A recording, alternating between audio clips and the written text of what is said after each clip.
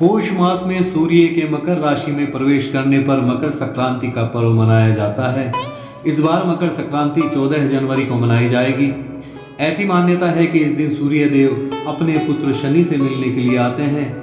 सूर्य और शनि का संबंध इस पर्व से होने के कारण यह काफी महत्वपूर्ण हो जाता है। आमतौर पर शुक्र का उदय भी लगभग इसी समय होता है, इसलिए यहाँ से शुभ कार्यों की शुरुआत होती है। यदि आपने हमारे चैनल को अभी तक सब्सक्राइब नहीं किया तो हमारे चैनल को सब्सक्राइब कर दीजिए और घंटी का बटन प्रेस करना मत भूलिएगा। तो आइए मकर संक्रांति के इस पावन पर्व पर हम आपको पंचदेव पूजा और दान के लिए क्या क्या वस्तु होनी चाहिए इसके बारे में हम आपको बताते हैं।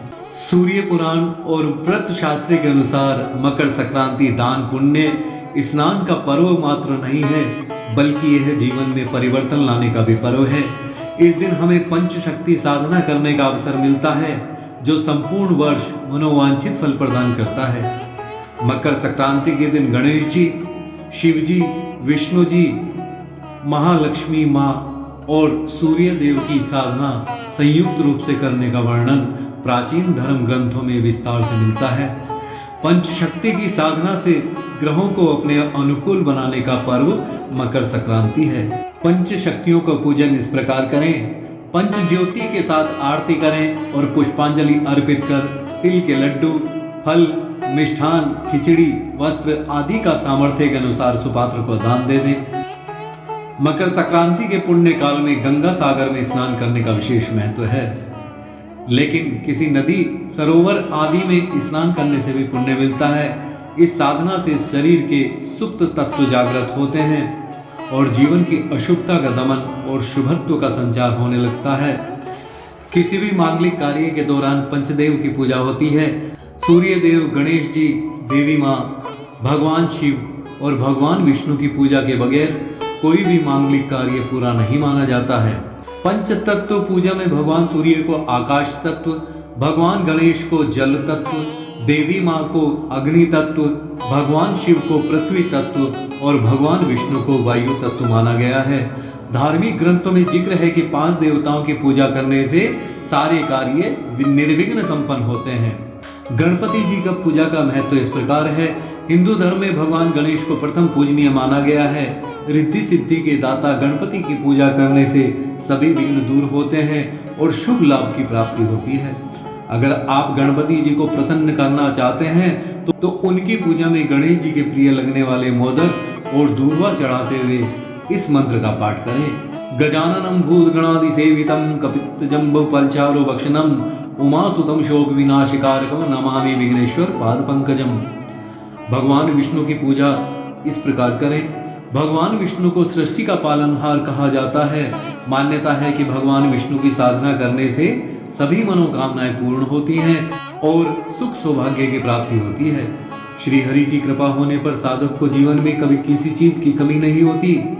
नारायण की पूजा में पीले रंग के फूल, पीली मिठाई का प्रसाद, पीला तिलक का प्रयोग करते हुए भगवान के मंत्र का पाठ करना चाहिए। शांताकारं भुजगशयनं पद्मनाभं सुरेशं विश्वाधारं गगन सदृशं मेघवर्णं शुभांगं लक्ष्मीकांतं कमलनयनं योगिवृद्धियान गम्यं वंदे विष्णुं भवभयहरं सर्वलोकैकनाथं। देवी दुर्गा जी की पूजा की विधि इस प्रकार है।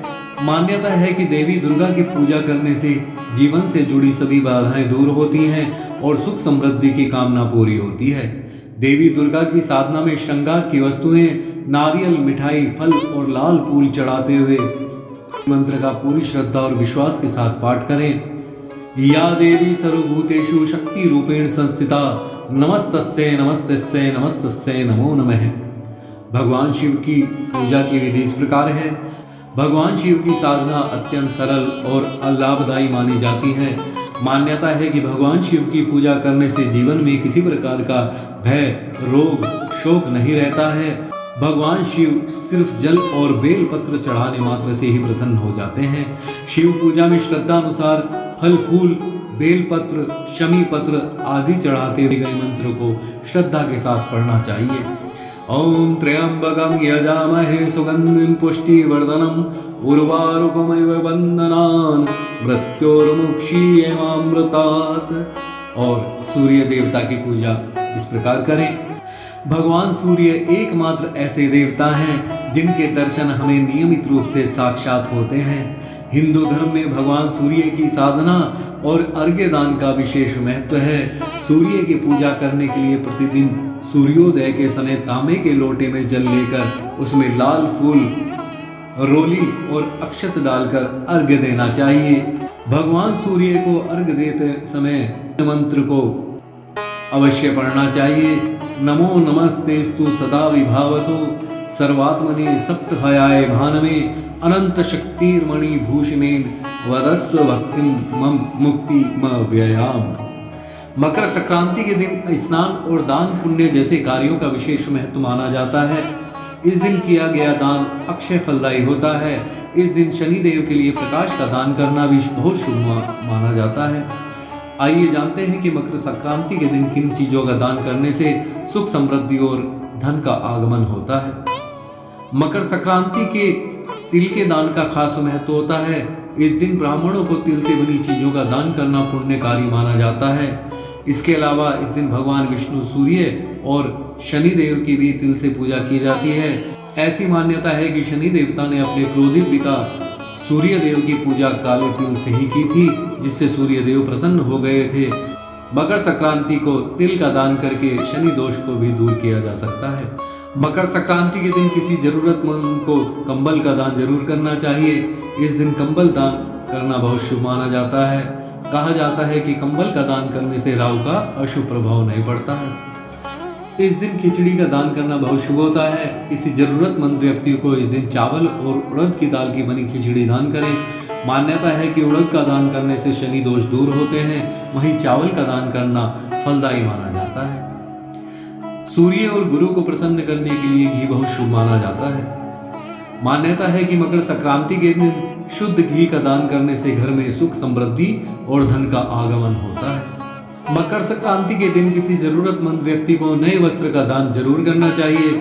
ऐसा करने से घर में समृद्धि आती है। इस दिन किया गया वस्त्रों का दान महादान कहलाता है। गुड़ को गुरु का प्रिय वस्तु माना जाता है, इसलिए इस दिन गुड़ का दान करने से गुरु की कृपा प्राप्त होगी। आप तिल और गुड़ के बने लड्डू भी दान कर सकते हैं। इस दिन गुड़ खाना भी बहुत शुभ माना जाता है। मकर संक्रांति का पर्व केवल दान पुण्य के लिए ही नहीं जाना जाता, बल्कि इस दिन हर दिन किसी को पतंग उड़ाने की परंपरा चली आ रही है। पतंग उड़ाना इस त्योहार की एक तरह से रस्म है। बच्चे हो या युवा, हर कोई पतंग उड़ाने के लिए इस दिन बेसब्री से इंतजार करते हैं। सुबह से ही आसमान में हर तरफ रंग बिरंगी पतंगे छा जाती हैं।